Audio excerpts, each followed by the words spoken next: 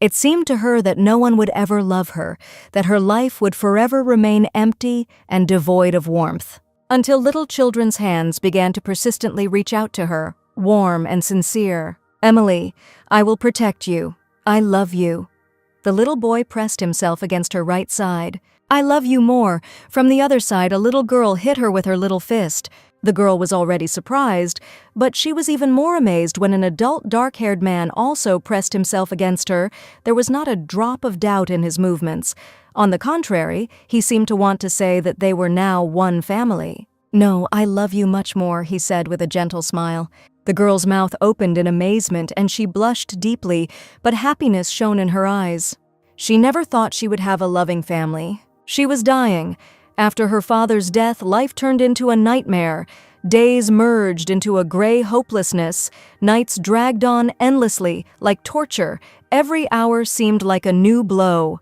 Her stepmother and sister treated her like a servant. They squandered her inheritance and sold her to the royal family, a cruel, crazy prince. "Emily, what were you talking about with Duke Isaac?" The prince rushed at her with his fists. The girl justified herself by saying that they had simply said hello and tearfully asked for forgiveness. But the man was furious, because Isaac was next in line to the throne, and she was smiling at him. He beat her every day for the slightest mistake. Apart from the king, the prince's father, only Gazelle Isaac was kind to her. But after Duke Isaac was accused of murdering the king and sentenced to death, she no longer had any support. One day, Emily overheard a quiet conversation between the prince and the queen about how, as they thought, he would now definitely become king. The way it was said made the girl doubt the fairness of what was happening. And that same evening, she dared to ask Prince Philip if Duke Isaac had really killed the king. The man was indignant at what she was hinting at, and at the same time tried to stop her from saying it out loud. But Emily seemed not to hear him, and continued to say that the prince himself had previously mentioned that the duke was standing in the way of his throne, and he had no reason to kill the king. "In fact, the girl did not have time to finish." Philip found himself with a heavy bottle in his hands, and the girl sank to the floor, feeling blood running down her forehead. "Yes, it was I who killed him. My father himself is to blame. He wanted to deprive me of the throne." The prince went berserk, his eyes sparkling with madness. The blood wouldn't stop. Everything was swimming before her eyes, and Emily could barely hear Philip screaming that he had accused that idiot Isaac, and now no one would stop him. "You are a stupid woman, Emily. You would do better to keep quiet and continue playing your role," the prince concluded almost peacefully, standing over the dying girl. "He's right. She's such a fool. After finding out the truth, Emily did nothing. Was there any meaning in her life? She was abandoned, humiliated, and now killed. Would she like to start all over again?" "Emily, we've found you a groom," said the woman sitting opposite. The girl stared at her in bewilderment, not understanding what was happening. The next second there was a splash of water that doused the girl, and she woke up. "What are you mumbling about?" "You didn't hear what your mother told you?" The girl who poured water on Emily was indignant. It was the stepmother and her daughter, Melanie. They were sitting in the dining room of their house.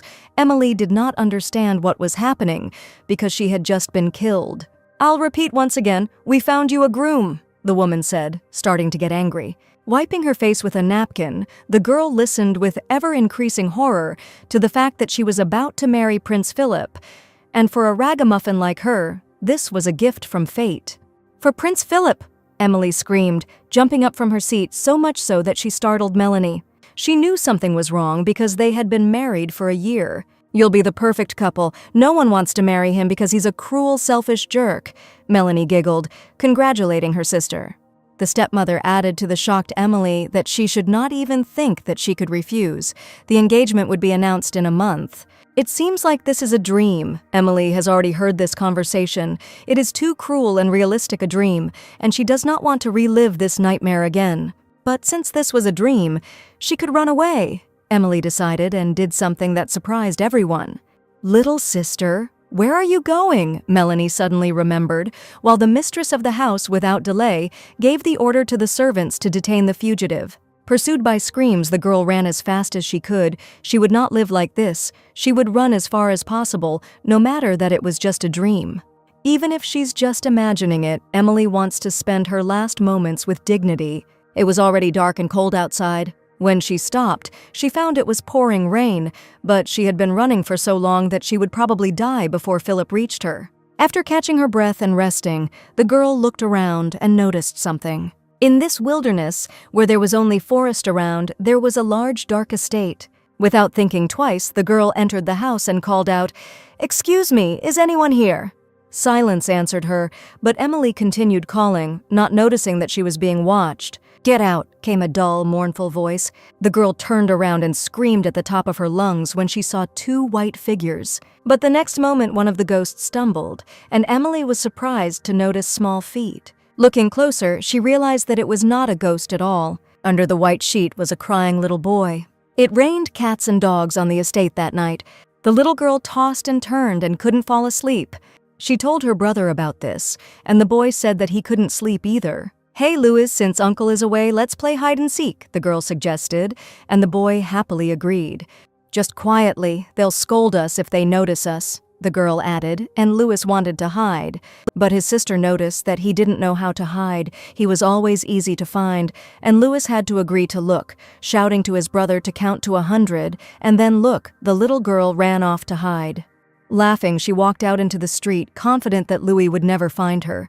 While wondering where exactly she should hide, the girl heard the creak of the gate, and with horror I realized that someone was coming into the house. I assumed that it was my uncle who had returned. She returned to the house in 2 leaps, where Louis saw her and thought she had been caught. "Oh no, Louis, Uncle is back, let's run into the room," the girl shouted. And then the children froze because they heard an unfamiliar voice. They hid on the 2nd floor and watched the stranger calling for at least someone.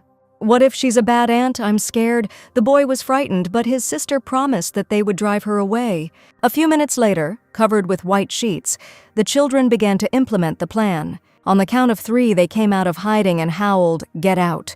The stranger screamed shrilly, frightened by the ghosts. The little leg got tangled in the long sheet, and the ghost fell. "Oh!" it screamed, and a child's head appeared from under the sheet. Emily stopped being afraid, realizing with surprise that they were just children. "Louis, don't cry." Under the 2nd sheet was a girl, remarkably similar to the boy next to her. While she was comforting her brother, the girl cautiously called out to them. "Who are you?" The little girl gave the stranger a withering look.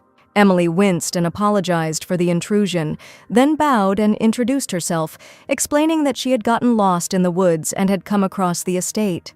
"Go away!" the girl screamed, hugging the frightened boy. But the girl did not give up. Apologizing once again, she asked permission to spend the night at the estate. But the little girl was also stubborn. They couldn't let anyone in. "If you don't leave, you will be cursed," the boy suddenly howled, covering himself with a sheet. "Louis, what are you doing? It's too late to pretend to be ghosts." The sister got angry. Because of the whole situation and the feigned seriousness, Emily laughed. And then she immediately apologized because the little girl didn't like it, explaining that they were very cute. "I heard we're cute," the boy whispered to his sister, but she only sighed. And then, with all the force she could, she threw a sheet at the stranger and demanded that she leave immediately. "If you don't leave, a curse will fall on you," the girl said seriously. Emily asked again in bewilderment, "What other curse?" and then stopped short. The girl was trembling, and she was also covering her frightened brother with her body. Emily understood that a stranger had entered the house in the middle of the night and they were scared. "Sorry for waking you up. I'll go," the girl said affectionately, deciding that it would be better for her to leave so as not to frighten them even more. But before she could leave, a threatening male voice rang out, asking, "What are you doing here?" Emily immediately turned towards the voice and sincerely said that she was very sorry. She tried to explain that she was lost and needed help, but faltered when she saw 2 men. She recognized one of them immediately. It was impossible not to recognize him. It was Duke Isaac, accused of murdering the king and sentenced to death. The look of those red eyes is impossible to forget. But the man suddenly doubled over in pain, and his companion rushed to his master, suggesting that his lordship lie down quickly. Emily was scared and even worried when she saw how much pain he was in. It was then that she noticed a bloody wound in his stomach area. "Are you okay?" The girl rushed towards him, realizing that he was wounded. But the Duke, through clenched teeth, told them not to touch him and to get out of the house. "Excuse me, we are busy now. Please leave the estate," the servant said more politely to the stranger.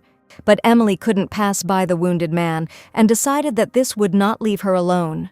With words of apology, she rushed to the Duke and opened his shirt. Then she concentrated, putting both hands on the wound. A glow appeared around the wound on her stomach, and the skin began to tighten. The men were shocked by what was happening and were unable to even move. When everything was finished, the girl wiped the sweat from her forehead and expressed hope that the Duke felt better. "My wound is gone," Isaac said in shock, touching his stomach and still not believing that the pain had gone away. "I was glad to help. How good that was," Emily smiled. But she didn't have time to finish speaking because she was pulled to the side. The last thing she saw was the men rushing towards her, asking what happened. It seemed like she was dreaming, so it didn't matter what she was doing, but maybe she wasn't sleeping, the girl thought, seeing Duke Isaac's worried face. She opened her eyes, feeling the warmth from the roaring fireplace. "Are you awake?" asked the man sitting opposite. The girl sat up, not quite understanding what was happening. "Don't get up or you'll fall again," the Duke warned as she jumped up, suddenly realizing who was in front of her. But his warning was too late. Emily fell back onto the couch, feeling dizzy as the Duke explained that she had healed his wound and passed out. So she wasn't sleeping, Emily finally realized. She had never been a guest of the Duke and could not imagine that he would look after her, so it turns out that she returned to the past. Isaac asked if she could heal, and Emily admitted that she had weak abilities. "I don't think you were weak, you saved me," the Duke suddenly smiled softly. And then he offered the stranger tea, to which the girl happily agreed. While enjoying her tea, the girl thought that this man was nicknamed the Duke Executioner, but he seemed like a good person to her. Isaac Gazelle, rumor has it that his family members are assassins in the service of the crown, hence the name Executioners. That's where his wound came from. It looks like the rumors of murders were true. Feeling the warmth warming her from the inside and outside, Emily closed her eyes, tears rolling down her cheeks, as if she was alive and had returned to the past before her wedding with Philip. "Why are you crying?" the man was taken aback, and the girl quickly replied that the tea was simply very tasty. Deciding to distract her, the Duke asked her name and how she ended up in the forest at night. The girl immediately gave her name. But she was in no hurry to explain how she ended up here, not knowing where to start and afraid of saying something wrong, which would cause her to be thrown out into the street. Plucking up her courage, she blurted out to the surprised Duke that she had run away from home and had nowhere to go. "I'm ready to do any job. Please let me stay," Emily asked. And she said that she could heal wounds and therefore would still be useful. Isaac admitted that she had helped him out a lot, but he would not give shelter to a stranger. "You're right, it would be difficult to explain this to your wife," the girl said sadly, but the man replied that he was not married. Emily wondered too loudly whose children they were then, and the Duke replied that they were his older brothers. He took them in after the death of his brother and his wife. If she really did return to the past, then in a year Duke Isaac will be executed for the murder of the king. I wonder what will happen to the children after their uncle dies. Isaac didn't kill the king, he was framed, and if she doesn't do anything, the Duke will die. She will return home and become Philip's wife because she is a noblewoman, the daughter of the Marquis of Chloe, from a respected family with a long history. The stepmother and Melanie spent all of their father's money, and the family is on the verge of ruin, but the status of a marquise still carries weight in society. Duke Isaac is fighting with Philip for the right to the throne. If she joins forces with him, the Duke will have more influence. Moreover, she knows the future and can change it. There is only one way to prove to society that he and the Duke are in the same boat. The girl turned to the Duke, clasping her hands in front of her in prayer. "Duke Isaac, will you marry me?" Emily asked. The young man, stunned, asked again what she had said. "Duke, you don't want Prince Philip to become king?" the girl asked. Hearing this question, the man's face changed. How did she know this? Emily could not tell the truth that the prince himself told her about this, so she had to get out of it. "I come from the family of the Marquis of Chloe," Emily explained. The more Isaac listened to her story, the more amazed he was by her words. Today she was told that she was going to marry Philip, but she was against the idea, so she ran away from home. "So, I found myself on the street at night. I'm sorry I didn't tell you right away." The girl finished her story, but the Duke still didn't understand what marriage had to do with it. Emily responded emotionally that if she and Philip got married, he would definitely become king, and although Isaac was sure that there were many ways to prevent this, she insisted that if they got married, he would only gain time. The marriage will be fictitious. If you and I unite, then there will be no engagement. We will change the future of the country," the girl inspiredly persuaded. But Isaac cut her off, saying that he had no intention of marrying anyone. The girl herself had a fit after the Duke asked her if she had heard what they were saying about his family. Their family was nicknamed the Executioners, and they had the same nasty reputation as Philip. "And I don't know when I'll die," the man concluded gloomily. This was another reason for the bad rumors about the Duke's family. The heads of the Isaac family always died young. The reason is shrouded in mystery, but Emily seems to know what happened to them. It's all about their work. "That's why I'll be useful to you as a healer." The girl grabbed the Duke by the hand, but he reminded that his brother's children live with him and he must take care of them. "If something happens to you, what will happen to the children?" the girl asked reasonably, and the Duke was dumbfounded. Emily knew very well what it was like to lose loved ones after her father's death. She was left alone. Lost in her memories, she squeezed the man's hand tighter. Realizing that she was not going to give up, Gazelle sighed heavily. "I agree only on one condition," the Duke said, freeing himself from her grip. The Duke will give Emily a month, during which time she will have to look after Louis and Stella. "You should become friends. If you manage, we will get married," the man concluded. The girl was very happy. It was a good chance, and she would not miss it. "I'll do everything." She happily rushed to the Duke, assuring him that she knew how to run a household her stepmother had taught her. Tired of her cheerfulness, the Duke mentally hoped that she would refuse. This girl was throwing around loud words about the future of the country, but it seems to him that she simply does not want to marry Philip, and in a couple of days she will give in. Besides, there was another very important factor. The twins, his nephews, do not get along well with strangers. Louis was already asleep, and Stella couldn't stop thinking about that strange aunt who had healed her uncle's wound. Overall, this stranger was very suspicious. Maybe she is a witch. Tomorrow she needs to be driven away. The girl was brought out of her thoughts by her brother's screams in her sleep. "I'm scared, Stella, I'm scared," the baby cried, and his sister tried to calm him down as best she could. She took his hand and promised to hold it all night so he would know she was there. The baby agreed, and the girl also calmed down a little, smiling affectionately at him. Hugging her brother, she felt tears welling up in her eyes. She hated this world. Soon morning came at Duke Isaac's estate. Waking up and feeling energized, Emily remembered that she had been very tired yesterday. It was late at night when the Duke showed her her room, telling her to contact him if she needed anything. He also reminded her of their agreement she had to get along with the children within a month. Emily was full of enthusiasm last night, but now she realized that it was too bold of her to propose marriage, and she had no choice, and she had to do everything in her power. There was a knock at the door, and a maid appeared in the room with the message that breakfast was ready and she would show the mistress in. The table was laden with varied and delicious food. Seeing this, Emily was delighted with such a luxurious breakfast. No one had prepared it for her since her father died.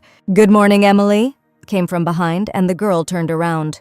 She asked Duke Isaac how he was feeling, and he replied that he was fine, thanks to her. And in turn, he asked if she had slept well, to which the girl replied that she had slept very soundly. "You can only be envied," the man stated mysteriously. The girl was surprised by these words, but did not have time to say anything else as children came into the dining room. "Good morning," the girl greeted them, but was met with an unfriendly look from the little girl.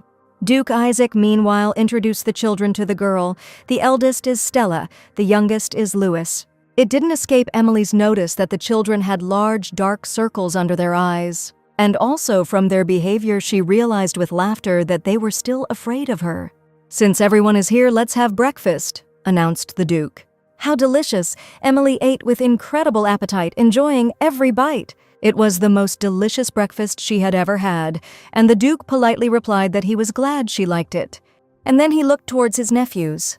"Stella, Louis, why aren't you eating?" the man asked. The boy immediately replied that he didn't like tomatoes, but the girl was indignant that she didn't want to eat with a stranger. "Her name is Emily Chloe. She will live with us. I hope you will get along." The Duke introduced the girl.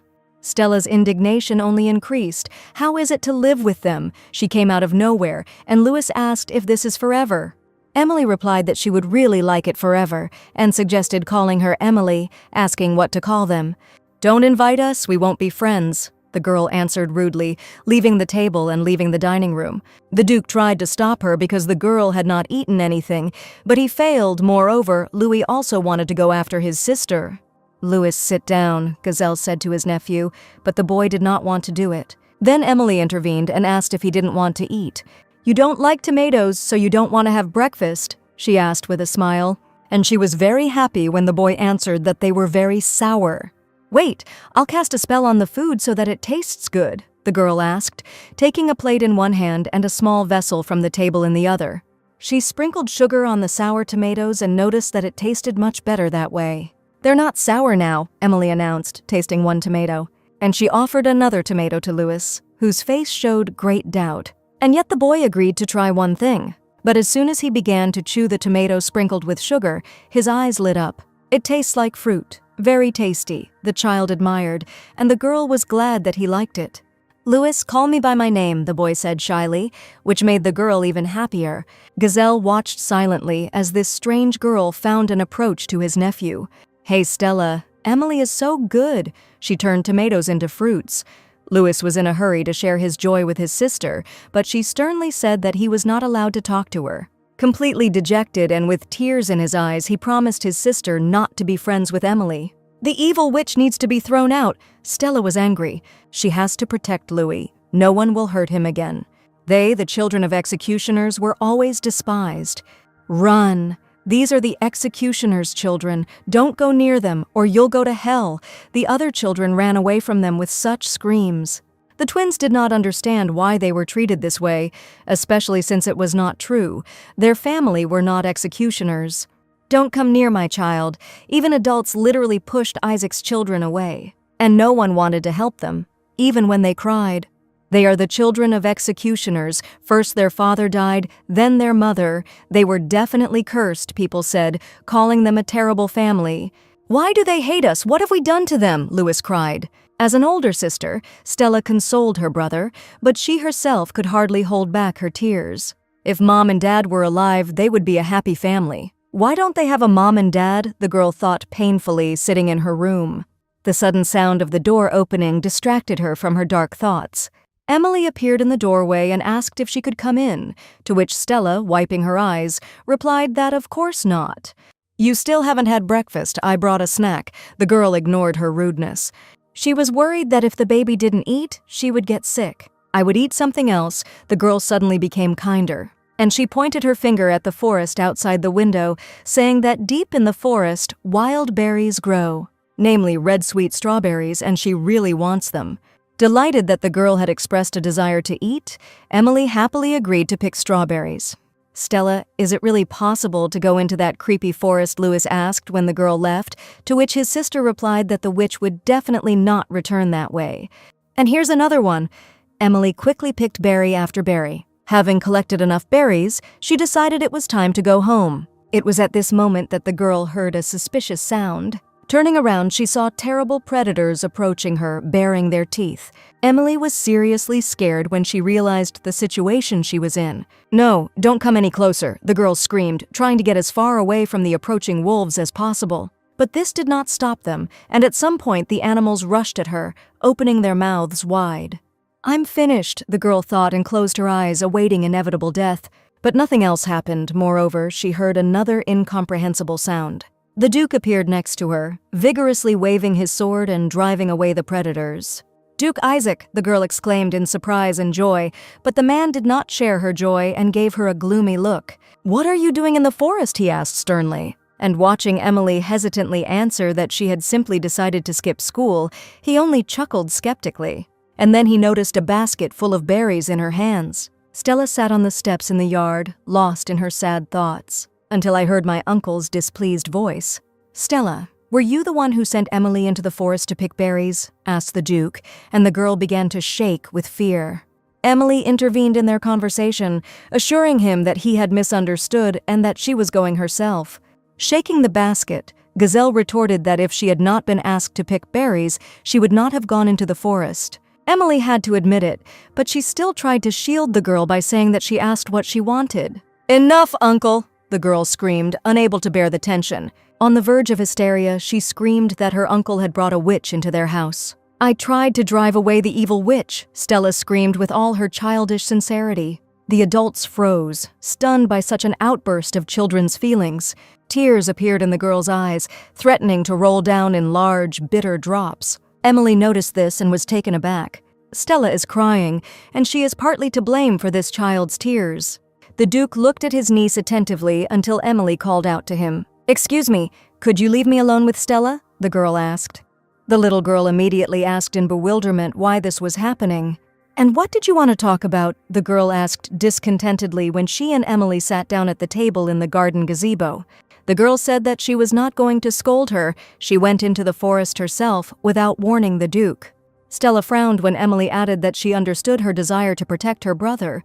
The night she snuck into the estate, Stella wouldn't let her near Louis. After being silent for a while, the girl finally asked a question that surprised Amelia. "Why don't you want to leave?" asked the little girl. The girl hesitantly replied that she had nowhere else to go and needed the Duke's help. It would be wrong to tell the child that she had run away from home, and it would be wrong to raise the subject without discussing it with the Duke. "Just don't tell me you like your uncle." She sounded completely innocent, and Emily didn't immediately understand what she meant. And when she did, she blushed deeply, wondering why she had decided that at all. "You have terrible taste in men. You better give up." Judging by the girl's reaction, Stella thought she had hit the nail on the head, but she didn't have time to finish her threat. Right in front of her face was a cute, white, fluffy muzzle. The puppy, actively wagging its tail, jumped onto the table and barked cheerfully. The creature was cute and attracted everyone's attention, but not Stella's, who noticed only her brother. "Louis, what are you doing?" she asked the boy who had fallen nearby. Lou said that he saw how they spoke and decided to hide nearby. Suddenly, out of nowhere, this funny little puppy ran up to him. He played with the boy a little and ran towards the gazebo. Louis tried to stop him because Stella was there, but he didn't succeed. "What should we do? The puppy is homeless," Louis worried, but Emily replied that he had clean, neat fur and perhaps ran away from someone. The boy asked his sister if he could stay, but Stella firmly replied that her uncle would not allow it. "I'm sorry, we can't leave you," Louis said sadly to the puppy. It seemed that the dog understood everything, even the question of whether he would find his way home. And he certainly didn't want to leave the man he had found, following close behind Louis. "What should I do? I can't leave him." The boy looked at the girl in despair. After thinking for a moment, Emily felt encouraged that she could talk to the Duke about this. After telling the children to play with the puppy for now, she immediately ran into the house. "Emily will talk to her uncle for us." The boy was delighted, but Stella thought she was just wasting her time. The witch will not convince her uncle, who is adamant in such matters. "Yes, but I would like to keep the puppy," Louis said hopefully, petting the puppy. "Stella didn't ask me to pick berries for nothing. It was all for Louis's sake," the girl explained to the Duke. She added that the girl protects her brother from strangers. Stella herself admitted it, asked Gezin, but the girl answered negatively. On the night she snuck into the estate, the little girl defended it in every way possible. The Duke listened in surprise as Emily called Stella a caring girl who loved her brother very much. It was interesting to learn this from a virtual stranger. Moving on to the real reason for her visit, the girl said that a puppy had gotten into the garden. Louis was playing with it. Apparently the animal had escaped from its owner, and Emily asked the Duke to allow the children to keep it until it was found. "Okay, let him live with us for now," Gazelle answered calmly. And the girl was surprised. Did he really agree so easily? She thought that he would be against it, but the Duke immediately added that it was only temporary. They would not leave him forever. The inspired girl said that tomorrow she would go to the city to look for the owners, and then Theo's assistant entered the conversation, offering the owner to accompany her. "It's time for Mr. Lewis and Mrs. Stella to buy new clothes, and at the same time you can pick out something for Mrs. Emily," he said to the Duke. The girl immediately began to deny that she needed anything. Gazelle Isaac, although not very pleased with this arrangement, nevertheless agreed with this necessity and asked to tell the children that they were going to the city tomorrow. The city streets were crowded and therefore noisy. Duke Isaac's carriage arrived in the city, and the entire small family made their way through the crowd. Emily covered her face with her wide-brimmed hat, hoping that no one would recognize her in this crowd. She also really wouldn't want to run into her stepmother and Melanie, but they went straight to Cutesy Boutique, a fashion store. Ta-da! Stella announced happily as she and her brother tried on their outfits. Emily was absolutely delighted. The children looked so cute and the clothes suited them so well. Of course, I'm a cutie myself, the girl answered proudly, while Emily suggested that they try on another costume. Next came the sailor suits, followed by more formal attire, and in whatever attire the Duke's nephews looked very sweet and charming. All the clothes were so beautiful that Emily couldn't choose anything in particular. The Duke, who had been silently watching the fitting, offered the girl to try on something she was embarrassed at first, but still agreed. Having chosen one outfit, the girl put it on and left the fitting room asking how she looked. "Well, not bad," Stella answered without enthusiasm. Meanwhile, the seller offered the lady several more options to choose from. Emily refused, saying that one would be enough for her, but the Duke immediately said that they would take everything and asked her to pack it along with the children's things. The girl tried to object, but the man did not listen to her at all, offering to accompany their purchases to the carriage. In the blink of an eye, she was left alone, watching the Duke leave. And then she smiled, although it was unclear what this man was thinking, but he seemed like a good person to her. The tiled road was filled with the sound of heels, but it seemed their owner was not very pleased. Oh my, such expensive boots, but it's impossible to walk in them? Melanie was indignant, twirling her bag in her hands while a servant obediently followed her with purchases. Indignant that she would complain to the shop owner because their shoes would give her blisters, she did not notice that she had become the object of surveillance. A few moments later, a man rushed past her, snatching the bag that was dangling so carelessly from her hands. "Hey, thief! Catch the thief!" A shrill female scream echoed through the street. Out of the corner of his eye, the Duke saw a man running towards him and a girl trying to catch up with him. On an instinctive level, he turned around, and a moment later the thief was lying on the sidewalk. Isaac picked up the bag and handed it to the girl who ran up. "Thank you," Melanie replied timidly, impressed by her savior. While the Duke was handing the criminal over to the police, the girl could not take her eyes off him. Hearts lit up in Melanie's eyes. Not only was this man strong, but he was also so handsome. She finally met her handsome prince. "Thank you very much." The girl approached him and introduced herself as Melanie from the house of the Marquis of Chloe. Hearing the name Chloe, Gazelle was dumbfounded. And while the girl offered to thank him by inviting him to have delicious tea at home, the man left without turning around, saying on the go that he didn't need gratitude and had urgent business. "No, wait," Melanie tried to stop him, realizing that if he let it go now, they would never meet again. But as luck would have it, there was a crowd of people on the street, and her savior quickly disappeared from sight. When the crowd finally dispersed, the girl stopped, looking around and cursing both the crowd and the new shoes that were restricting her movements. Suddenly, she saw the one she had been looking for with such zeal. He stood near a rich carriage and talked to a servant. And when Melanie was about to call out to the man, her plans were shattered by a female voice. "Sorry for the wait. I spoke to the seller. He promised to help find the owners." A girl hurried to the map, followed by 2 children. Emily added that Stella drew a beautiful picture of a puppy. And they put up ads. "Louis really hopes that his owner will be found. It's time for us to go home." The Duke extended his hand to the girl. Emily blushed, but still thanked him and offered her hand to the man. All this took place near the carriage under the watchful eye of an outsider. Melanie was literally shaking with rage, wondering where it had come from. After all, the girl who was next to her prince was her half-sister Emily. The Duke's carriage drove away, and the girl continued to watch it, shaking with anger and indignation. "Lady Melanie, you disappeared so suddenly. You are fine." A servant, who had previously lost sight of her, hurried towards her.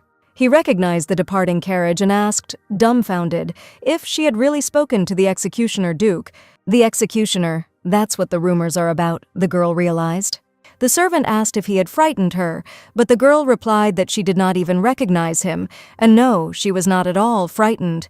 But then she was overcome with rage again. Where does Emily know the prince of her dreams? Melanie will never let them be together. The carriage rolled quietly through the city streets. Isaac drove in silence, looking thoughtfully out the window and thinking about something. After some time, the man quietly called the girl sitting next to him. "Miss Emily, I ran into a girl from the Chloe family. Do you mind?" he said, while watching her reaction. And her reaction was not long in coming. Emily's eyes widened in fear and her body tensed. But no, Melanie was nearby. The girl was already regretting that she had agreed to go to the city. If they find her, they will catch her and give her to Philip. Then he will definitely kill her again. Emily curled up in her seat, shaking slightly with fear. The girl's behavior did not escape Stella's notice, but she did not understand its reasons. Melanie, upon returning home, immediately rushed to her mother. Patricia Chloe, Emily's stepmother, asked her daughter what happened. "I saw Emily," the girl cried emotionally. She told her mother in detail that she saw Emily walking around the city with the executioner Duke. This made Patricia wary because Emily certainly wasn't familiar with Duke Isaac. However, they need to get her home as soon as possible. They don't want the palace to flood them with letters. "Emily, don't even try to hide from us," the woman said mentally. Meanwhile, life at the Isaac estate went on as usual.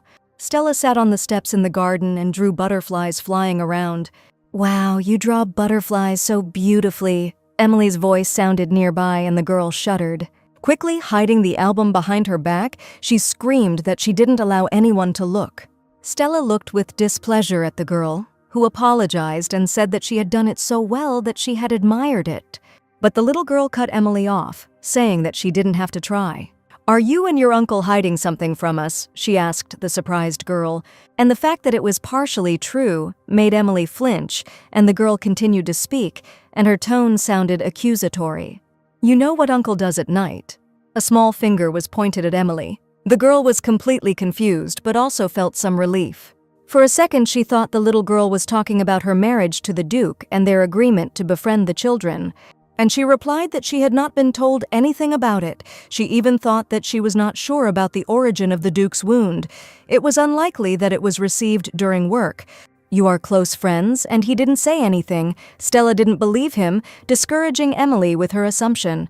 The girl could only laugh nervously, while Stella made an important decision for herself, becoming very angry. It was decided that since no one knew anything, she would find out everything herself. Night fell quietly on the Isaac family estate. All its inhabitants had long since fallen asleep, and only the Duke, accompanied by his assistant, quietly slipped out the door. The young people headed towards the gate, not noticing that they were being watched. "We will reveal the secret ourselves, Uncle," Stella whispered to the departing group. Louis was not very supportive of her aspirations. He would have preferred to stay at home. Dressed in dark cloaks with hoods, the children quietly followed their uncle. The captivated Stella did not take her eyes off the pursued object, noticing anything else, until her brother tugged her arm hard. "Stella, stop, Stella!"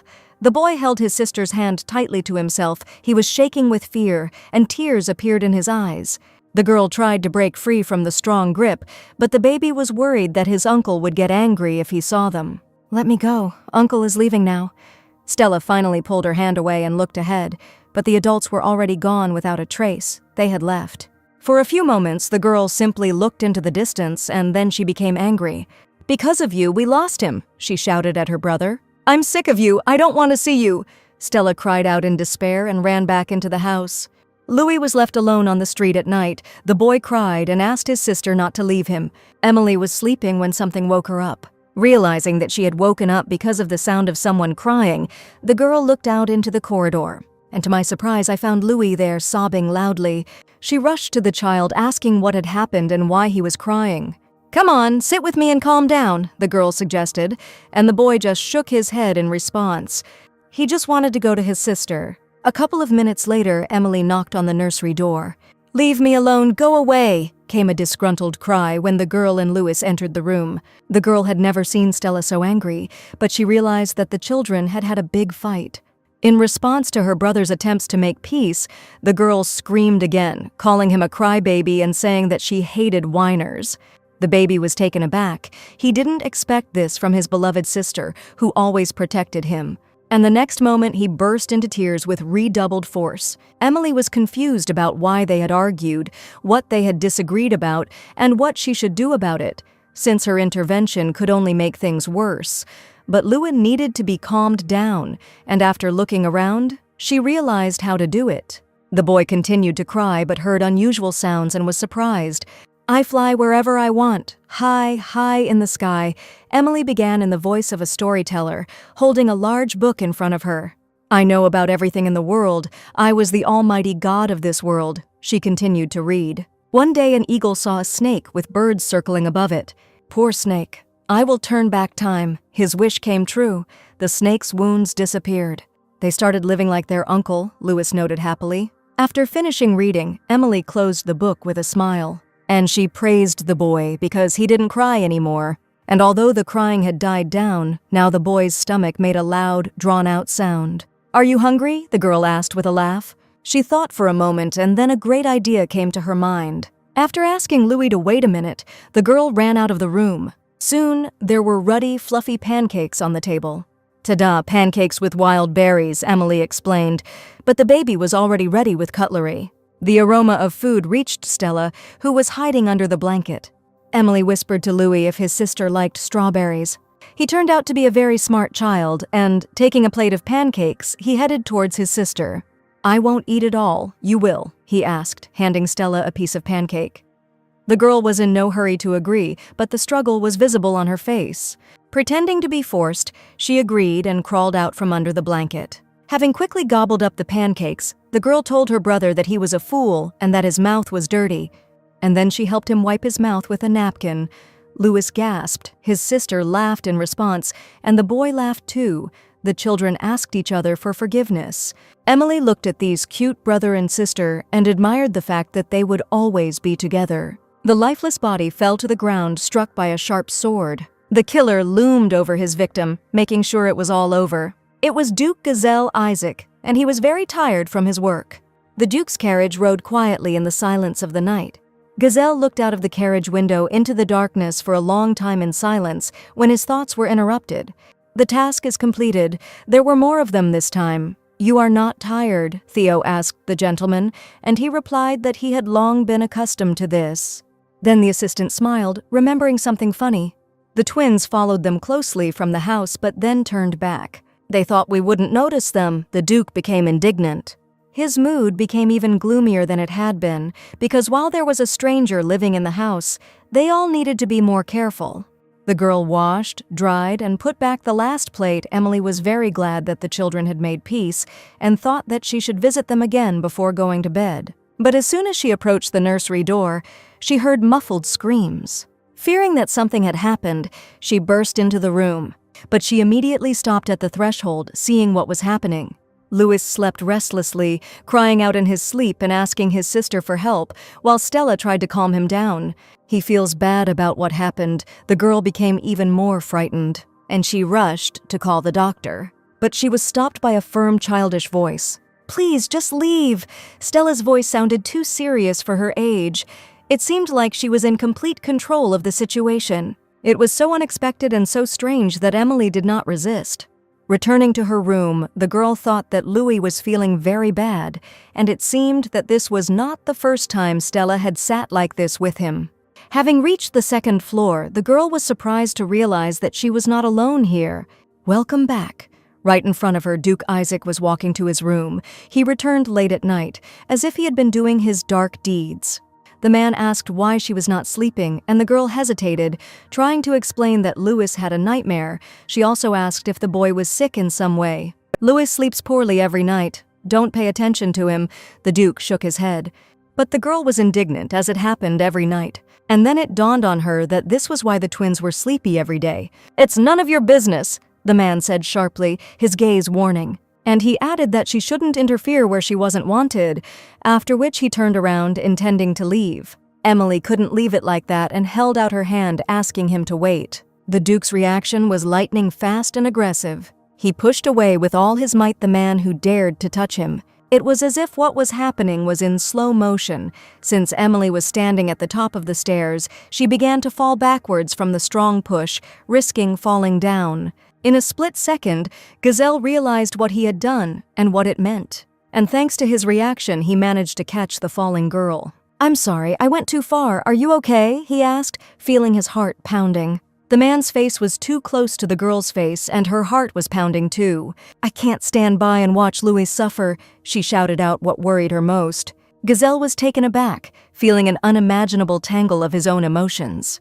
Still holding the girl in his arms, he asked her if she was sure that now was the right time for this conversation. Emily was embarrassed and apologized, and the Duke let her go and thanked her for her concern for the children, but she could not help in any way. Many family members suffer from this disease, he said bitterly. And then he left, leaving the girl wondering what they were hiding and whether she really couldn't help them in any way. Morning soon came, but it was far from kind. Emily thought hard all night, which is why she couldn't sleep. Her stupor was interrupted by a knock on the door, and she hurried to find out who had come. "Good morning, Louis. Are you okay?" she asked, seeing the boy on the threshold. But the baby didn't seem to hear her, and only muttered something under his breath, his head down. "The puppy is missing." Louis looked up at Emily, his eyes full of tears. The whole family spent the entire day searching hard for the lost puppy. "Fluffy, come out, Fluffy," Louis shouted, running around the estate in his pajamas. Hearing this, Stella asked if he really named the puppy that, and the boy confirmed it, adding that he had once responded to that name. "You shouldn't have given him a name," the sister said gloomily. After searching the entire house, he had to admit that he was not there, and Louis assumed that the puppy was whining from loneliness somewhere on the street. "He will definitely be found. Perhaps he ran away to his owner." The girl smiled tiredly, trying to maintain hope. But the kid was less optimistic. If they didn't find him, things would be bad. "He will disappear forever." Louis looked so miserable. There was something so deep and tragic in the child's voice that the girl's heart trembled. And she firmly said that they would find him, ask the maids to help, and she herself would search around the estate. The girl spent the next few hours walking around the entire area, pushing her way through the thickets and calling for the puppy. She searched everywhere, looking into the most hidden places. But it was already dark. Emily felt very tired, but the missing person was still not found. Looking at the full moon that came out from behind the clouds, she began to lose hope. When the girl returned to the house, Stella greeted her with exclamations about how dirty she was. "You found a puppy!" Louis rushed to her, but Emily had to upset him. At the same time, the maid returned with the message that they had searched the entire garden, but to no avail. The boy became completely despondent, hugging his teddy bear tightly. He sadly said that they would not see the puppy again. Emily's heart was breaking and she couldn't help it. But suddenly something caught her attention. "Louis, why did the teddy bear break?" Emily asked, and the boy replied that Fluffy was playing with him. It was Louis's favorite toy, and he got angry at the puppy. "Oh, now everything is clear." The girl rushed towards him, who really understood something. Having calmed the boy down, Emily suggested looking again in the bedroom, in one very secret place. And indeed, a very sad Fluffy was found in the children's bedroom under the bed. Everyone was very happy to see him, but Louis most of all. "Found, I'm so glad!" The boy rushed to hug his friend. Emily thought they would find him here, because dogs hide when they are scolded. "Sorry I yelled at you, Fluffy," Louis said sadly, and the puppy licked the teddy bear cheerfully. The girl, meanwhile, asked to lend her the bear for a short while. Sitting on the sofa, Emily calmly and carefully sewed up the bear, while Louis fidgeted nearby, worried about the toy. Finally, the girl made the last stitch, returning the toy to its original appearance. "Everything is ready," she said to the boy, and his eyes lit up. Louis took the bear with delight. It looked like new. The kid was embarrassed, but still thanked the girl, and she herself was glad that she was useful. At home, she was treated like a servant, but now housework really helped her out. Squatting down next to the boy, she noticed that he loved the teddy bear very much. "My mother gave it to me. She bewitched it so that I wouldn't have nightmares," the child answered. Hearing about the nightmares, Emily remembered his restless sleep. "That's why you can't sleep well," the girl realized, and Louis just nodded in response. Then she carefully asked him what he was dreaming about, but the boy remained silent. And shouting that he wouldn't tell, he ran away in fear. Emily was left alone in the room, but now she understood everything. "Louis suffers from nightmares. This is what she saw last night." It was as if something clicked in her head, and Emily realized one important thing. "Louis, wait," she quickly stopped the boy. "If Emily is right, she can help these children." "Louis, why did you call the witch Stella was unhappy with what was happening in the nursery?" Neither the boy nor Emily expected such a reaction from her. "Sorry for barging in, but I know how to help you." Emily decided not to waste time and immediately voice her thoughts. "She can heal people, maybe she can cure them from nightmares too." The girl suggested trying to hold hands all night, but Stella was unhappy that she knew anything about nightmares. Louis admitted that he had told Emily, and now the girl's displeasure was directed at her brother. "I don't want to see bad dreams."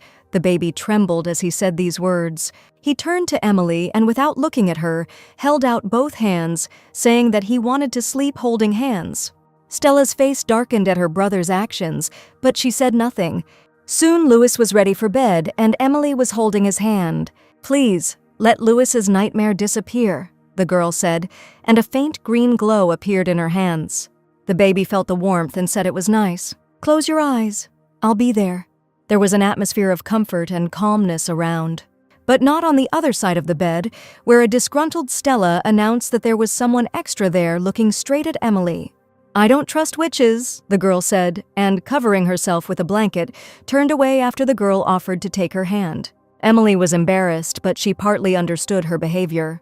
Meanwhile, she turned her attention to Louis. He seemed to be almost asleep and looked so calm and cute I would have pinched his cheek. "Let him sleep peacefully through the night without nightmares," Emily prayed. She was already glad that the night would pass peacefully when muffled screams were heard very close by. But Louis slept peacefully, but his sister tossed and turned and moaned. "Help!" the girl cried out and woke up in horror. She sat up in bed and started crying, and Emily gently asked her what she had dreamed about. Louis was fast asleep at this time, and so the girl invited Stella to take her hand. But the little girl stubbornly refused, saying not to pay attention to her and to watch her brother. Emily didn't argue and took the boy's hand again, deciding that her duty was to make friends with the little girl and help her. After all, she wants Stella to sleep soundly too. The morning that came was light and airy, and also free like a bird in flight. "I slept well," said Louis, not believing his own feelings.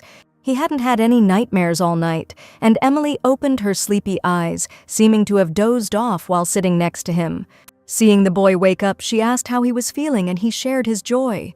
He also shared his joy with his sister, saying that he slept soundly until the morning and had no nightmares at all. "Oh really, that's great," the girl replied without enthusiasm, with dark circles under her eyes. Louis was incredibly happy to get some sleep for the first time in a long time and was glowing with a wonderful mood. "Stella, try holding Emily's hand too," Louis suggested happily, and Emily was frightened by the girl's shaking. "No, no way, I don't want to," she shouted angrily. Emily was upset by this reaction, but there was nothing she could do. Besides, no one noticed that they were being followed. Gazelle was standing behind the door and listening to their conversation. A little earlier, he was informed that there was a guest in the twins' bedroom, and the Duke decided to visit them. The fact that the girl could dispel nightmares made him think, but at that moment his assistant was rushing towards him. Guests arrived at the estate early in the morning, and the Duke was forced to receive them. However, before revealing who these guests were, Theo hesitated. Two women were waiting in Duke Isaac's living room. "Excuse me, I think you have my Emily," the eldest of them said, her eyes sparkling. The Duke did not quite understand what she meant. At that moment, a second guest appeared from behind the woman. The woman herself explained that her daughter had recently seen her sister in the city. The Duke gave her his hand and they left together. Only after this did the Duke realize who had come to his house. Emily had finally woken up by then, and after making sure the children were okay, she hurried back to her room, telling Stella to call her if she needed to hold her hand, but the little girl only made a face in response. To get to her room, Emily had to walk down the second-floor gallery corridor, which overlooked the living room of the house, and there the girl saw something that seriously scared her. Following her instincts, she crouched down, hiding behind a column, because her stepmother and Melanie were in the house. But how did they find her? Hearing a barely audible noise, Melanie became alert. But she immediately realized that there was someone on the second floor, and she told her mother about it very loudly, pointing her finger. Emily froze in fear, but it was too late. 3 pairs of eyes stared at the girl, and her stepmother sternly called her by name. Her heart sank, but it was too late to hide. She had been noticed. The girl was forced to go down and sit on the sofa in the living room, barely managing to squeeze out a greeting. "Emily, I'm glad you're okay. We were so worried when you ran away," the woman said, and smiling tensely, she suggested that she could not believe her good fortune to become Prince Philip's wife. While her stepmother scolded her for putting the royal family in a bad light, Emily remembered that they never loved her, didn't even feed her or let her live in peace. "Apologize and we will forgive you. Let's go home." Patricia's smile was not at all friendly, and her stepsister accused her of lacking shame and conscience. And without waiting for an answer, they grabbed her by the hand and dragged her towards the exit. "You want this," the Duke said, noticing that the girl was not at all happy to see her relatives. Emily seemed to wake up from her stupor, and her stepmother confidently declared that she wanted to go home. I didn't ask you. Gazelle's voice sounded threatening. Patricia Chloe was not used to this kind of treatment and was quite unhappy. Emily, I asked you what you feel. The Duke repeated the question, turning to the girl. Emily froze. No one had ever asked about her own desires. And then fear washed over her, fear of what the future held, and the memories of how Philip treated her, and how in the end, her short but painful life ended. Suddenly, she felt that this could not happen again, and she pulled her hand away with force. I want to stay with you, the girl confidently declared to the Duke, because she had returned to change her destiny. The stepmother and Melanie's mouths dropped open in surprise. How selfish, Emily. Since when have you been so ill-mannered? Patricia was indignant. Duke Isaac remarked that it was not for her to speak of good manners. They were the ones who showed up to see him early in the morning, and Emily never insulted him. Moreover, her zeal sometimes only hinders her. Emily always takes care of those around her, the man said with unusual gentleness. The girl froze in surprise, and the stepmother became even more indignant, shouting that they would not allow a young lady to live in someone else's house without permission. The Duke did not at all think that she was loved so much, because he silently watched the guests. They were worried about their own well-being and not about Emily. How dare you, the woman choked with indignation. But the Duke calmly added that they simply wanted to sell her to the prince, and Patricia was at a loss, just stupidly opening her mouth and not knowing what to answer. Meanwhile, Gazelle slowly approached the girl and said that they could not live without Emily. She is my bride, the man concluded, putting his arm around the girl's shoulders and pressing her to himself. Emily's relatives were in such a profound shock that they could only stupidly make excuses in response, but her stepmother insisted that she must marry Prince Philip. Isaac countered that after 20 years, everyone has the right to choose their own spouse, and they can't force her. Emily, as shocked as the others, was finally able to pull herself together and answer Patricia. I am grateful to the Chloe family for everything, but I will marry Duke Isaac, the girl said, feeling that everything was getting better. Patricia's face darkened, realizing the implications of what was happening, and she said threateningly that Emily was responding to kindness with betrayal. While her mother spoke to the Duke, who defended Emily, Melanie watched from the sidelines, feeling a storm inside. Why her? Why did he get engaged to her? She could barely restrain herself from attacking her half-sister. It's not fair. It's not fair that he's protecting her like that. It should be her, Melanie, in her place. Patricia was the first to pull herself together and said that it was time for them to go, but at the end she said that Emily would definitely marry the prince. Melanie left without even looking at her sister, mentally promising that she would dance some more. When her stepmother and sister finally left, Emily thanked the Duke sincerely. There is nothing to thank me for. As I said, we will need your abilities, the man replied, including the ability to drive away nightmares, and the girl was surprised that he already knew about it. The Duke has a peculiar manner of speech, the words he spoke about her to his stepmother. Emily had never heard such nice words addressed to her. Meanwhile, Stella stood on the other side of the door and had a hard time digesting what she had heard. The uncle and the witch are engaged. The girl's heart sank. At that moment, Theo was heading into the room and, seeing the lady, asked why she wasn't coming in. This is not normal, the girl said and left, leaving the assistant perplexed. The young man entered the office and, seeing Emily there, politely greeted her. The Duke asked suspiciously if something was wrong, but Theo had good news. The puppy's owner wrote a letter. Thank you for finding my dog. My friend saw the ad and contacted me. My name is Veronica, and I live on the outskirts of Santore. I wanted to take the puppy, but my legs hurt, so I can't come and visit me if you're passing by, the woman wrote. Not much time had passed since that letter when a grandmother named Veronica turned around at the noise and was delighted. The puppy jumped out of the boy's hands and, barking happily, rushed towards the elderly woman. Hello, Snowball, the woman greeted happily, at the same time as the guests also introduced themselves. Veronica thanked them for finding Snowball and explained that she had not closed the door and he had run away. Louis, come in, Emily called to the boy because he was hiding and did not dare to approach. Your name is Louis, Grandma asked, smiling, and thanked him for looking after Snowball. The baby sat down and said goodbye to the puppy with tears in his eyes. The woman looked at the touched child with a soft smile and then called him by name. Louis, don't you want to keep Snowball? The boy heard and raised his head hopefully. The old woman pointed to the cane in her hands. As he could see, she couldn't walk with him. The little boy couldn't believe what she was saying, and the woman asked if he liked to play with Snowball. "I'm glad that Snowball is happy with you." The old woman smiled. Louis didn't answer, but words weren't needed. Everything was written on the boy's face. He was so happy that he even promised the lady to bring the puppy to her, promising that she wouldn't be lonely. "I am very pleased," Veronica smiled. Louis wondered if his uncle would allow him to keep the puppy, and Theo added that it would be difficult to persuade him. Emily immediately said with confidence that she would talk to the Duke. Louis was a little hesitant, but the girl was completely confident that she would succeed. She had already encountered the kind and caring side of Duke Isaac more than once, so she said with a smile that the Duke was a very kind person. That same evening, the girl went to the owner of the estate with a request. Gazelle was quite categorical. No. Emily's entire understanding of this world was suddenly shattered into pieces. But the girl was not going to give up so easily and promised to look after the puppy, but the man insisted on his own. He forbade getting a dog. The owner asked to take the puppy.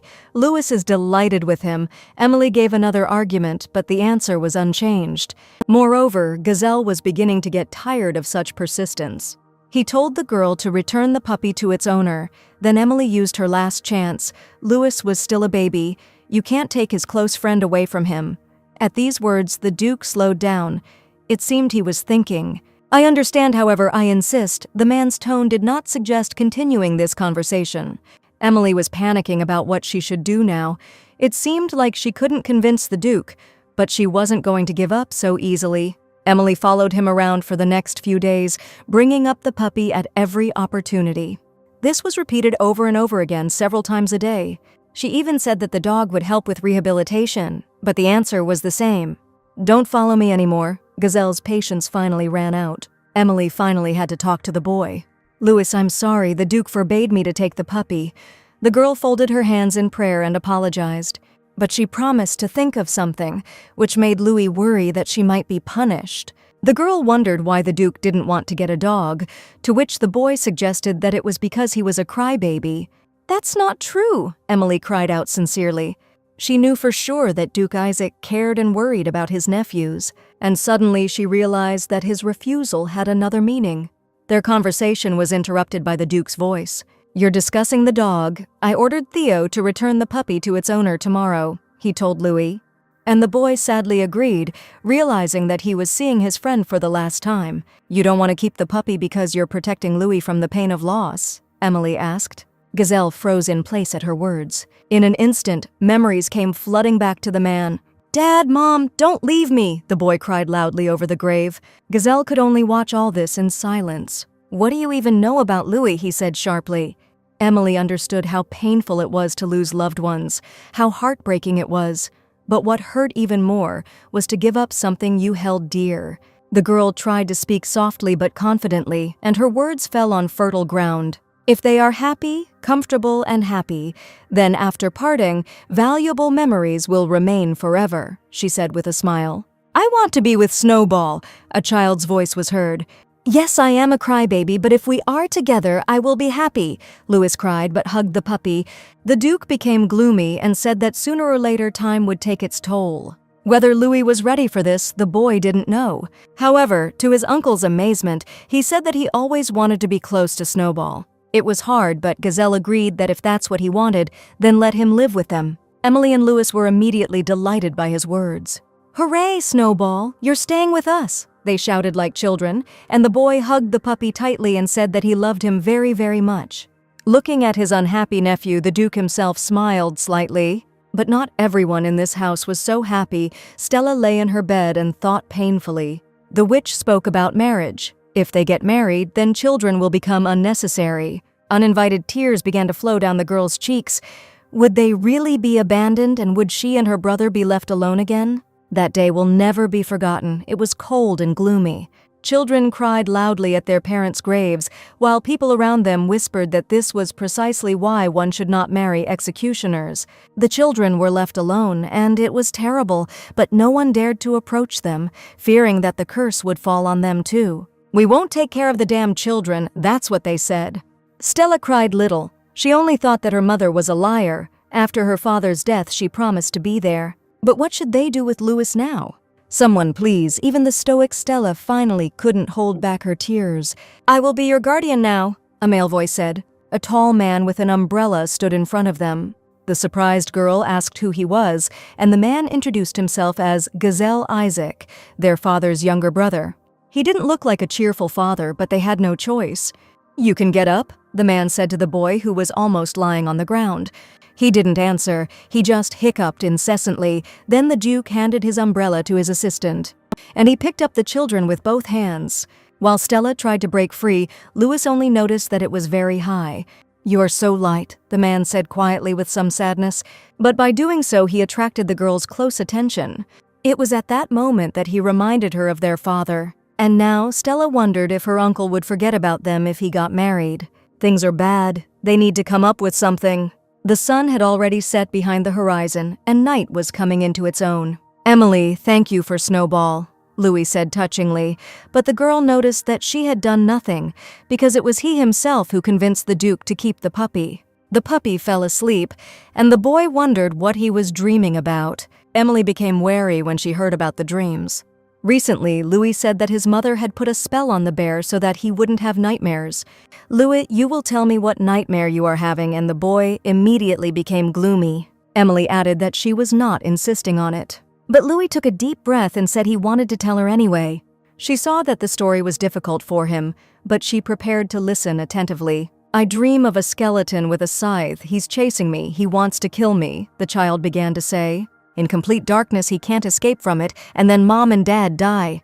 "Because of me, Mom and Dad died," the little boy asked in despair. Emily hastened to confidently object that he was not guilty of anything. "I too will be killed one day." Like in that dream, there was such despair and fear in Louis's voice that the girl's heart sank. She could no longer listen to such horrors from a small child and extended her hand. And then she hugged Louis tightly and assured him that she would not let this happen. "Never, never," the girl promised, and the baby first froze in surprise, and then tears filled his eyes. It was like a dam had burst. The tears just kept flowing and flowing, accompanied by loud crying. He kept quiet about it for so long, but what should Emily do now that this estate is hiding? The sudden realization made the girl shudder. Could it be that Stella was also having the same nightmare? Emily spent a long time calming the crying boy, not noticing that they were being watched. Stella didn't understand what her brother was doing. Why is he with the witch? She wants to get rid of them.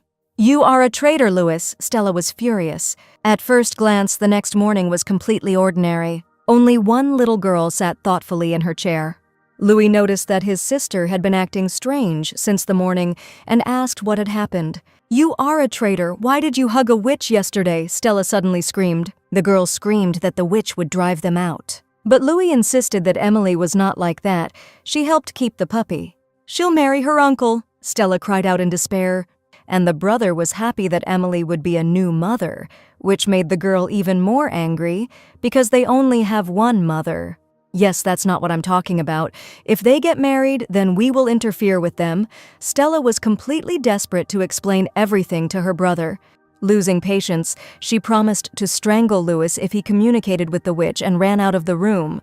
The boy was left alone with his thoughts. They bother Emily. But he quickly dismissed this thought, confident that Stella had misunderstood it. Something needs to be done to make everything good. With these thoughts, he opened the closet and quickly found a box on the very top shelf. Stella's treasure trove. But she was so high that he couldn't reach her right away. One awkward movement and the box fell to the floor. All the treasures were scattered. Louis hurried to collect everything he had dropped. At that moment, he heard Snowball's cheerful barking and got scared, but it was too late. The cheerful puppy happily grabbed the dropped mitten. Emily was reading a book when someone quietly entered her room. It was Louis, and the girl asked what happened. "Emily, I've been naughty," the boy said sadly, showing her his chewed mittens. The girl began to ask what had happened, and the boy said that his mother had knitted these mittens for Stella, and he wanted to show them to Emily. The girl was very surprised why he would do that. "If you marry your uncle, you will drive us away," the boy was upset. "What? No, of course not." Emily was taken aback.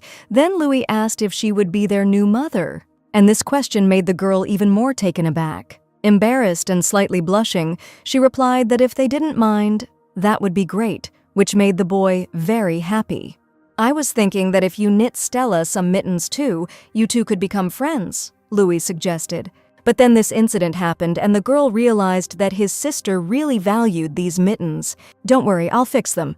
Emily rolled up her sleeves, and then Stella's dark voice was heard calling her brother. "Louis, you forgot what I told you," the girl said through clenched teeth. The boy didn't understand what to do. Stella noticed them. Moreover, the girl also noticed the mittens in her brother's hands. "Stella, forgive me," Louis bowed in fear. He cried and said through his tears that he had ruined everything. "It's okay. Put them back in place." She wasn't angry. Her voice didn't express any emotion at all. Louis looked after his sister in surprise, as did Emily, when Theo entered the room and asked what happened. The helper arrived just in time. Emily said she wanted to fix her mittens and asked to borrow a sewing kit. The young man immediately recognized these mittens as Mrs. Stella's.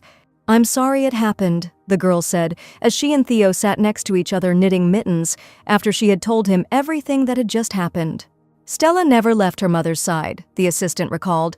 Even Louis didn't run after her as much as little Stella. Her mother spoiled her daughter with love and care. Hearing this, Emily was very surprised, but also felt some sadness. A little girl sat on the lap of a beautiful, smiling woman. "What soft cheeks you have, Stella," she said, touching the girl's face with her hands. "And I want you to take me by the hand." The little boy pleadingly stretched out his little hands. The mother told her daughter that it was now Louis's turn, but she did not want to let go, clinging tightly to her mother. And when asked how she would live without her mother, Stella answered that she would always be with her mother. "How unexpected! I thought she was a serious, caring sister," Emily drawled. Theo sadly replied that most likely the whole thing was that their mother killed herself. The girl was shocked to learn such details. After her husband's death, the twins' mother held on, but then suddenly something happened. Mrs. Stella does not understand why her mother died. She blames herself and everyone around her. It was terrible. Looking at the mitten in her hands, Emily thought, this girl suffered for so long. Theo also maintained a painful silence, but the fact that this girl was interested in the lives of children made him think about a lot of things. That evening, the assistant was busy with his regular duties when the Duke asked him what he thought of Emily. "She is a sincere person. She worries about the children," Theo answered, to the gentleman's surprise. Then Gazelle asked if Stella had made friends with her, to which the assistant laughingly replied that the little lady was an impregnable fortress. Looking thoughtfully out the window, Isaac noticed that almost a month had passed. "Stella," Louis called to his sister, looking very excited. Handing the girl the mittens, the boy apologized and said that Emily had fixed them, and the girl added that he had helped too. "I thought they were too small, but now they will be the right size," the girl said. The girl silently accepted the mittens and didn't even smile, but as soon as Louis looked at her face, he even got scared. Stella lowered her head, her eyes filling with tears. "Stella, are you crying?" the boy asked worriedly.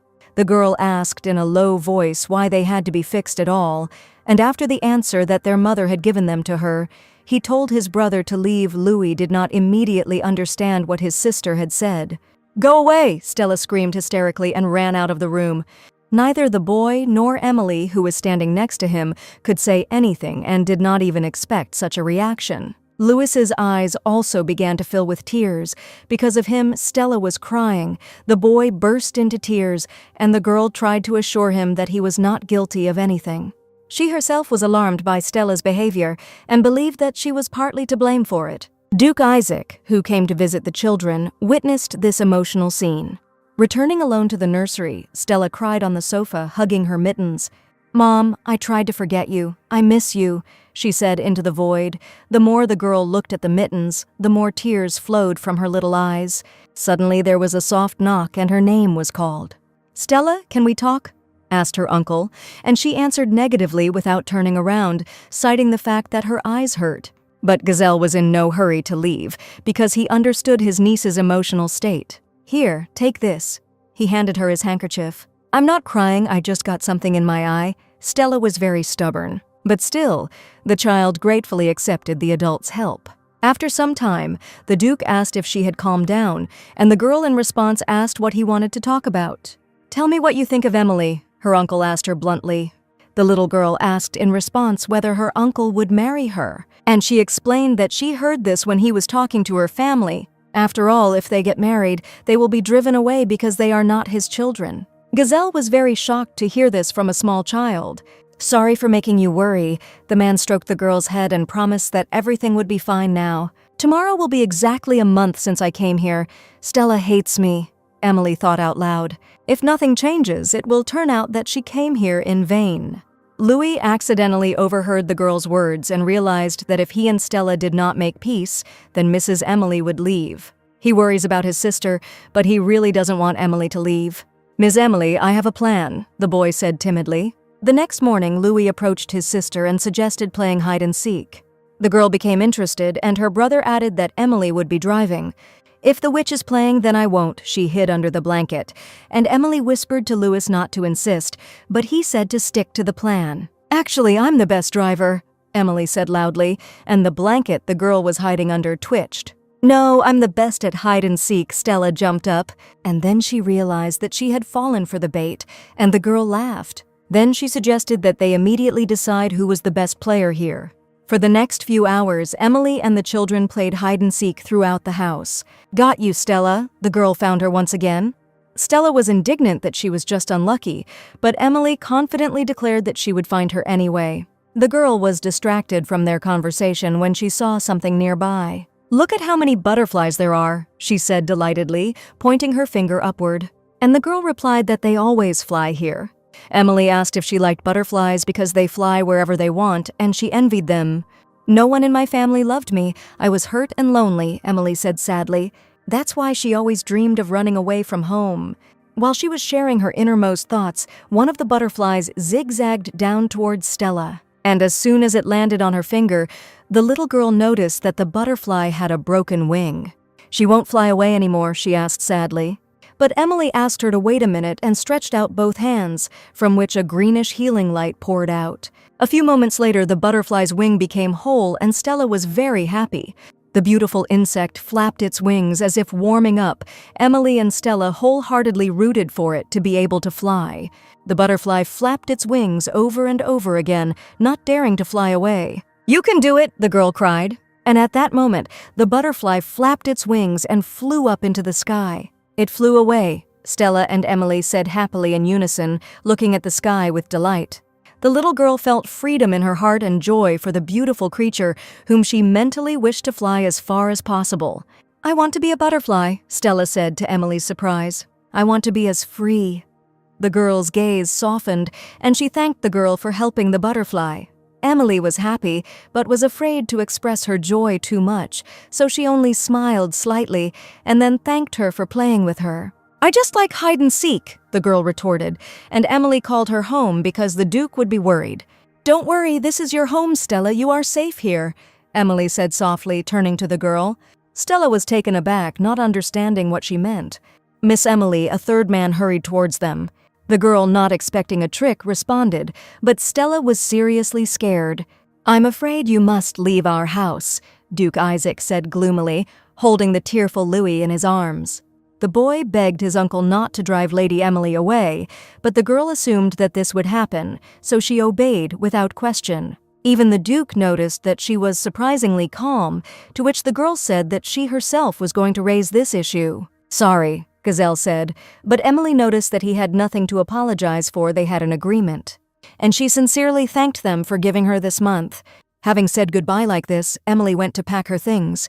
And only Stella looked after her with a heavy heart, wondering if it was really her fault. After packing her things, Emily said goodbye to everyone. "What are you going to do next?" Theo asked her, and the girl answered with a smile that she would first find a place to stay for the night. The Duke's assistant responded by handing her a bag of coins, saying that the gentleman had given it to her for expenses. The girl couldn't accept the money, but Theo insisted, otherwise he would be scolded. She had to take it, and at that moment a sad Louis approached them. "Don't leave, I want to live with you," the boy asked. Emily understood everything, but she couldn't stay. And so, kneeling before him, the girl hugged the child and promised to visit him. Realizing that she would not stay, the baby burst into tears in her arms, and after a couple of moments he broke free and screamed for her to stay and not leave him. Theo began to calm the young gentleman, who was already starting to get hysterical. "Let's see the lady off properly so that she doesn't get upset either," the Duke's assistant admonished the struggling child. Stella watched the situation from the sidelines and wondered if Emily might not have wanted to leave them. Otherwise, what do her words mean about Stella being safe here? Emily left, and Louis sat on the floor and asked his sister if she was sad. The girl proudly replied that she was not sad at all. "I know what you're thinking. We're twins," the boy said calmly. Stella didn't answer, but deep down she was forced to admit that he was right. "Was it worth sending Emily away?" asked the Duke's assistant, to which he answered affirmatively without hesitation. "You, sir, are upset," Theo stated. Gazelle didn't answer. There was no other solution to this situation. Meanwhile, in the chambers of the royal palace, Prince Philip was sitting surrounded by beautiful girls courting him when a servant appeared with a message. The Marquise of Chloe wanted to meet him, and the servant was interested in what to answer her. "Greetings to the young son of the Empire." Patricia Chloe bowed and immediately announced that she had a request. The case concerns her daughter Emily, who has announced that she is marrying Duke Isaac Gazelle. That's why Philip became wary and ordered the woman to tell him everything. Emily, meanwhile, found herself a place to spend the night. She thought it was a great place to take shelter from the rain and wind. There was even a bed. That was more than enough. She should save money because she would need money in the future, but despite this, the girl was quite happy. Life on the estate was a paradise for her. They were so kind to her, but she is very worried about the children she left behind. To be honest, Emily would really like to live with them. No, there is no need to despair now. The girl tried her best to get rid of sad thoughts, and just when Emily decided it was time to think about the future, there was a knock on the door of her new home. The girl hurried to open the door and was very surprised to see who had come to see her. Sorry for not warning. The Duke, his assistant, and Stella stood in front of her. Seeing the trio, Emily couldn't hide her amazement. A few hours earlier, Stella came to her uncle's office with a question that was troubling her. "If you marry her, Louis and I will be kicked out of the estate," the girl asked, lowering her head. Gazelle asked if she was talking about Emily, and the girl nodded affirmatively. "I would never leave you. This is your home." The man smiled. The way Uncle said it made Stella believe it was true. Plucking up her courage, the girl shouted out that she wanted Emily to come back. The Duke asked her again if she was sure of that, and the little girl proudly remarked that as long as she was there, Louis would sleep soundly. "And I'm sure she won't drive us away," Stella added, blushing slightly. After all, Emily loved butterflies too, and Gazelle replied that he understood. Stella stood in front of her uncle, waiting for his decision. "Okay, let's get Emily home together." Gazelle extended his hand to her. "That's how it happened," Theo explained the situation to Emily. And Duke Isaac apologized for the long story and bowed, saying that he wanted Emily to return to the estate. The girl immediately looked at Stella, from which the little girl noticed that she had not forbidden her to stay. "Do you mind if I live with you?" Emily asked, still not believing what was happening. "Yes, let's go home together," the Duke replied, and the little girl extended her hand to her. Realizing that this was all true, Emily couldn't contain her emotions. She rushed to hug the girl, completely without holding back. The little girl was taken aback. Why all of a sudden? But the girl replied that she was simply very happy, because now they would live together. So Emily Chloe returned to Duke Isaac's estate, and there she was met by Louis, who didn't believe that this was really happening. "I'm home, Louis," the girl said as the boy threw himself into her arms. He was very glad that she had returned, and Emily herself felt much calmer. The girl was touched. Even though she had lived here for only a month, this place had become her home. "I'm going to my room," Stella said, unable to bear it. Emily quickly apologized for hugging her unexpectedly, but the little girl didn't respond. Instead, she handed her a folded piece of paper. "I drew the butterfly myself," she told Emily. The girl couldn't believe that she had given her this gift, and Stella explained that she herself had said how much she loved butterflies. Emily's heart melted completely. It was the first and such a precious gift for her. "Thank you, I'll save it," she thanked the girl, and she suggested drawing more. And after a slight hesitation, Stella asked to be treated like Louis. Emily couldn't believe her ears, and asked again if it was really possible. That is the baby really okay with this kind of treatment? "Just don't think that you and I are close friends," Stella warned. Emily and Louis were touched by the way the girl said it. Soon it was time to discuss the situation with the owner of the estate. "Let's start from the beginning, Emily. You're here again," said the Duke. "So they will get married after all." The girl was embarrassed, her heart fluttered, but she answered that she would do as he said. "So we need to have a wedding ceremony," Gazelle continued. and Emily was taken aback. Like a wedding, why so quickly? She is not ready for this.